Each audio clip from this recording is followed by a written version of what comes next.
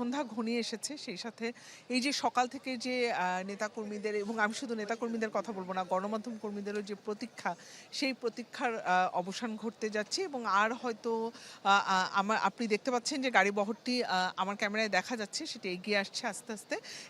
এটা থেকে মনে হচ্ছে 15 থেকে 20 মিনিট লাগার কথা এবং বারবারই কিন্তু বিএনপির ভারপ্রাপ্ত চেয়ারম্যান তারেক রহমান বারবার কিন্তু একটি নির্দেশনা দিয়েছিলেন যে হাসপাতালের সামনে কোনো ধরনের ভিড় না করতে।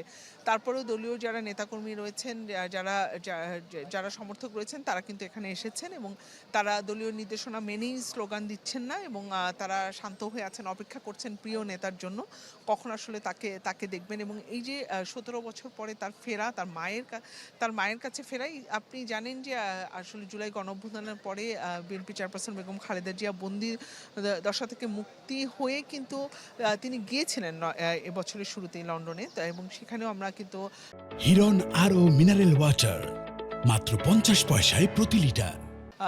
বিএনপি চেয়ারপারসন বেগম জিয়াকে প্রিয় সন্তানের কাছে ফিরে হাস্যোজ্জ্বল মুখে দেখেছি। হয়তো তারেক রহমানেরও সেই আকুতিটা আছে যে তিনি যখন মাকে দেখবেন, তার হয়তো প্রত্যাশা আছে যত সংকটাপন্নই হোক হয়তো মা তাকে দেখে আবারও হেসে উঠতে পারেন। এই প্রত্যাশা নিয়ে হয়তো তিনি ফিরছেন, যতটা ঝুঁকিপূর্ণ অবস্থাতেই থাকুক না কেন। চিকিৎসকদের সব কথা হয়তো বা মার সন্তানের এই আবেগঘন পরিস্থিতিতে মিথ্যে প্রমাণ করেও দিতে পারে এবং দলীয় নেতা সমর্থক যারা দলীয় কর্মী যারা আছেন, নেতা যারা নেতৃবৃন্দ যারা আছেন তারা সবাই এখানে অপেক্ষা করছেন।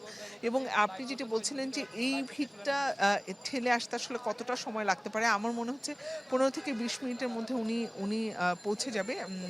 তিনি এবার কেয়ার হাসপাতালে পৌঁছাবেন এবং কিছুক্ষণ আগেই কিন্তু তারেক রহমানের স্ত্রী জুবাইদা রহমান এবং তার মেয়ে জাইমা রহমান এবারকার হাসপাতালে প্রবেশ করেছেন এবং আপনি দেখতে পাচ্ছেন যে গাড়ি বহরটি ধীরে ধীরে ঢুকছে এবং উচ্ছ্বাসও বাড়ছে।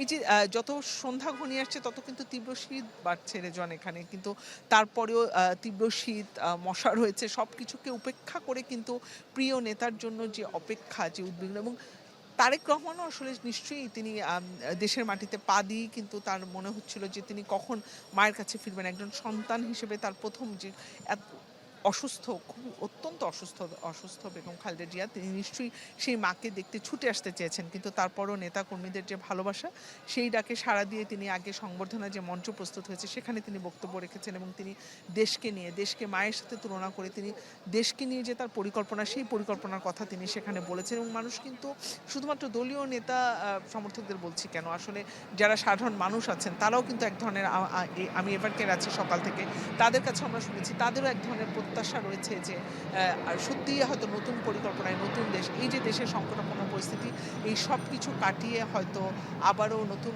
পরিকল্পনায় নতুন নেতৃত্বে দেশ গড়ে উঠবে। এবং আসলে সে কারণে তো আসলে নির্বাচনে জয়ী হতে হবে তারেক রহমানকে এবং তখনই তার পরিকল্পনা বাস্তবায়নের তিনি সুযোগ পাবেন রেজওয়ান। এবং গাড়ি ভর্তি এগিয়ে আসছে ততই আসলে সবার যে আকাঙ্ক্ষা পূরণের যে সকাল থেকে এই শীত এবং সব কিছুকে উপেক্ষা করে মানুষের যে অপেক্ষা, সেই অপেক্ষার অবসান হতে যাচ্ছে। এবং একটিবার আসলে দেখার জন্য আমি দেখেছি যে আমি এখানে সবাই দেখতে পাচ্ছি, সবগুলো গণমাধ্যম সরাসরি সম্প্রচার করছে, অনেকেই আমি দেখছিলাম রিজন যে চ্যানেল 24-এ বারবার যে পাখির চোখে যে দেখানো হচ্ছে যে জনস্রোত, সেটি আমি এখানে দেখতে পেয়েছি।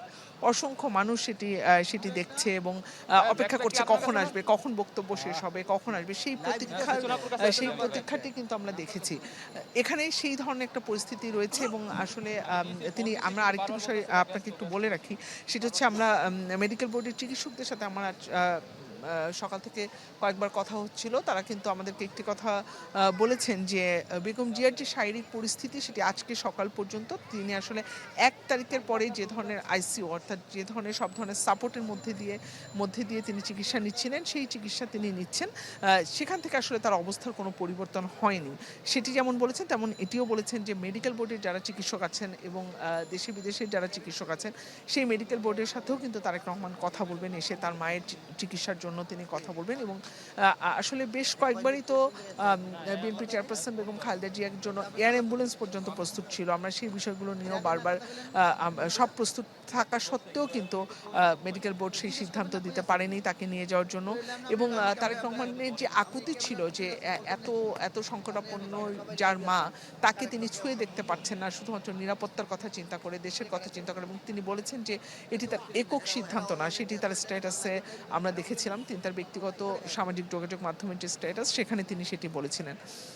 তারপরে যে আজকে তার ফেরাটা, সেই ফেরাটা আসলে তার কতটা আবেগ, তার কতটা আকুতি পূরণ হবে যে সেই সংকটাপন্ন মাকে তিনি কাছে থেকে দেখতে পারবেন, ছুঁয়ে দেখতে পারবেন, সেই আকাঙ্ক্ষাটা পূরণ হতে যাচ্ছে। সেই আবেগটা কিন্তু ছুঁয়ে গেছে নেতাকর্মীদের মাঝেও। তারাও কিন্তু অপেক্ষা করছেন সেই সেই মহেন্দ্র ক্ষণের জন্য, সেই প্রিয় নেতার জন্য তারা সেটি অপেক্ষা করছেন।